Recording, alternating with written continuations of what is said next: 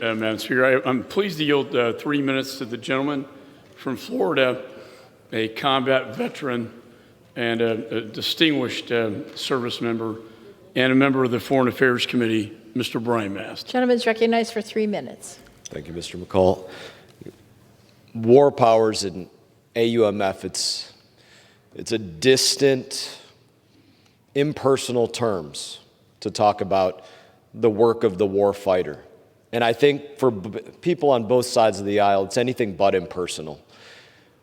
Probably all of us in here know people that have passed in our wars, roads named after them, schools named after them, VFWs and other buildings named after them. It's not impersonal to those of us in here.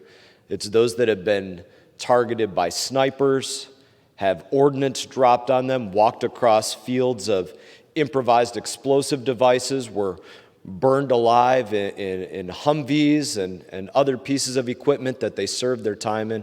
It's not impersonal to us. We all know the stories, and I like to believe that we do take that very seriously. And there is broad-based consensus on the fact that these AUMFs need to be changed. But to do that and to have the appropriate responsibility to those that go out there and fight the wars, we have to talk to the people that go out there and command the battles, that sit in the JOC and sit in the TOC and sit in the Pentagon. But instead, what we did was we had professors from NYU and Harvard and Yale come in and speak to us for a few minutes about their opinions. But what I can tell you is that a battlefield looks nothing like a lecture hall or a faculty lounge.